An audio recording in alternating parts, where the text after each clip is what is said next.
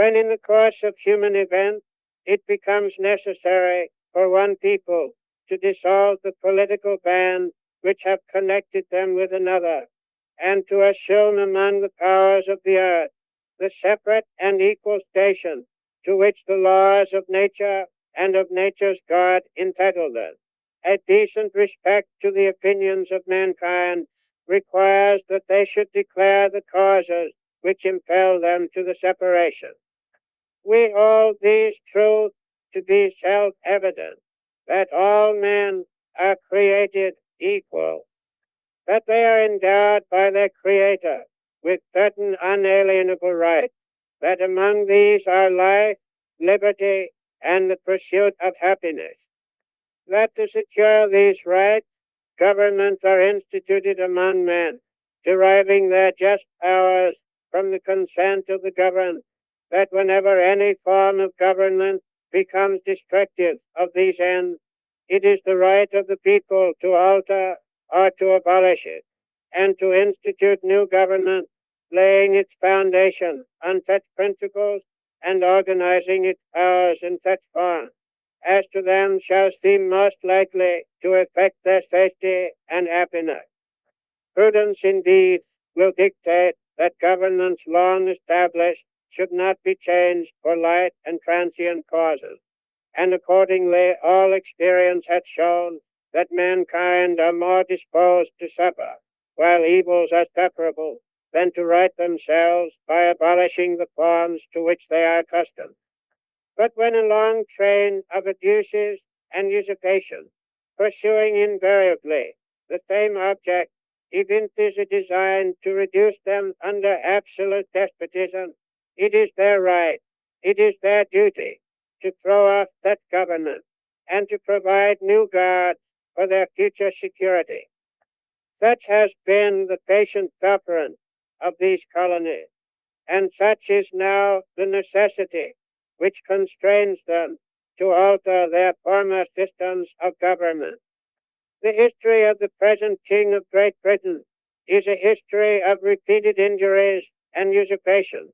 all having in direct object the establishment of an absolute tyranny over these states. To prove this, let facts be submitted to a candid world. He has refused his assent to laws, the most wholesome and necessary for the public good. He has forbidden his governors to pass laws of immediate and pressing importance, unless suspended in their operation till his assent should be obtained, and when so suspended, he has utterly neglected to attend to them.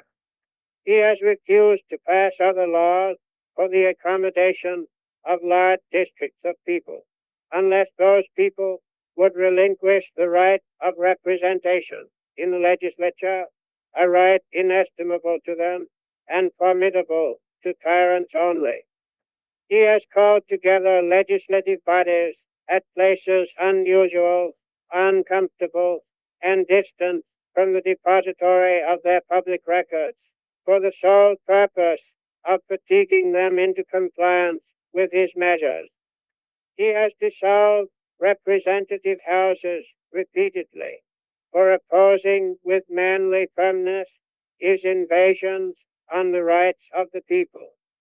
He has refused for a long time, after such dissolution, to cause others to be elected, whereby the legislative powers, incapable of annihilation, have returned to the people at large for their exercise,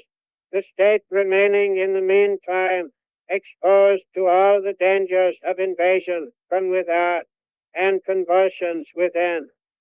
He has endeavored to prevent the population of these states, for that purpose obstructing the laws for naturalization of foreigners, refusing to pass others to encourage their migrations hither, and raising the conditions of new appropriations of land. He has obstructed the administration of justice by refusing his assent to laws for establishing judiciary powers. He has made judges dependent on his will alone for the tenure of their offices, and the amount and payment of their salaries. He has erected a multitude of new offices and sent hither swarms of officers to harass our people and eat out their substance. He has kept among us, in times of peace, standing armies without the consent of our legislatures. He has effected to render the military independent of and superior to the civil power. He has combined with others to subject us to a jurisdiction foreign to our Constitution and unacknowledged by our laws, giving his assent to their acts of pretended legislation. For quartering large bodies of all troops among us, for protecting them by mock trials from punishment for any murders which they should commit on the inhabitants of these states, for cutting off our trade with all parts of the world, for imposing taxes on us without our consent,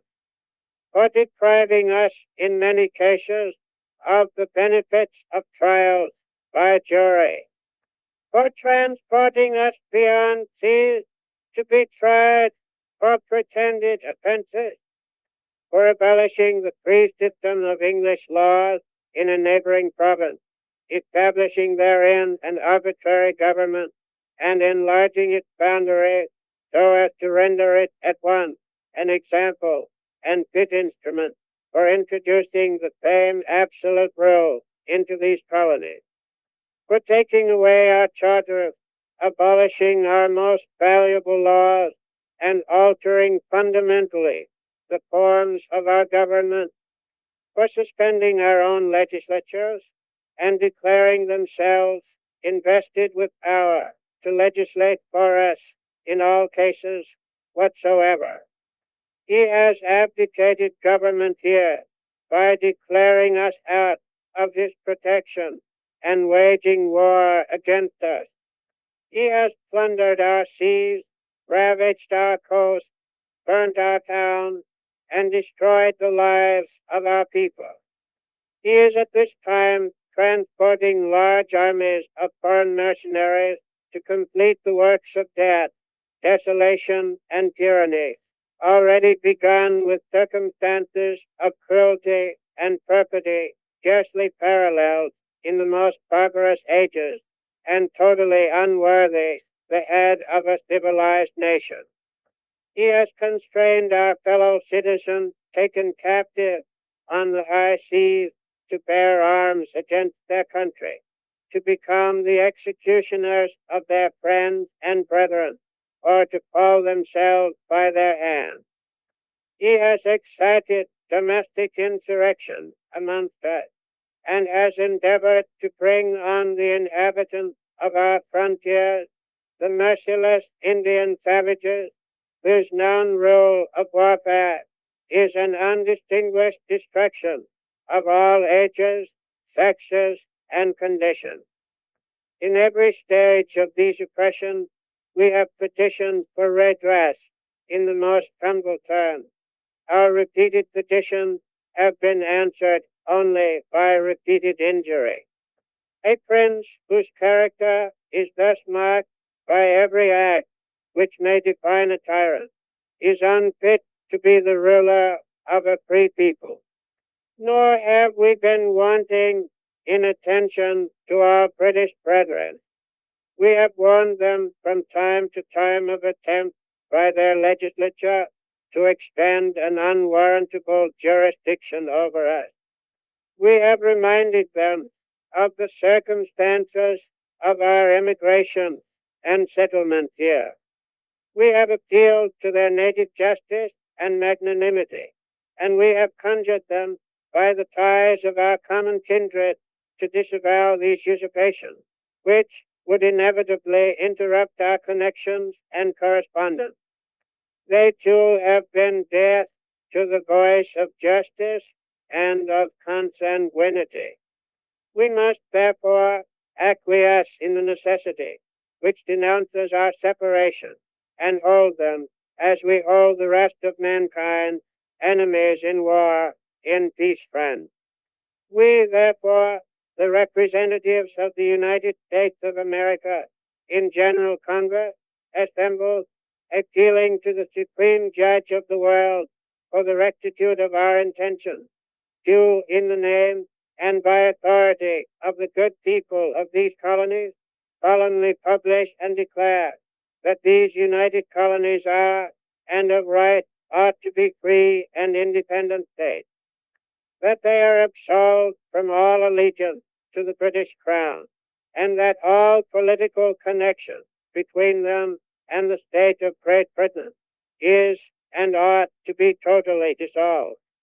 and that as free and independent states they have full power to levy war, conclude peace, contract alliances, establish commerce, and to do all other acts and things which independent states may of right do. And for the support of this declaration, with a firm reliance on the protection of divine providence, we mutually pledge to each other our lives, our fortunes, and our sacred honor.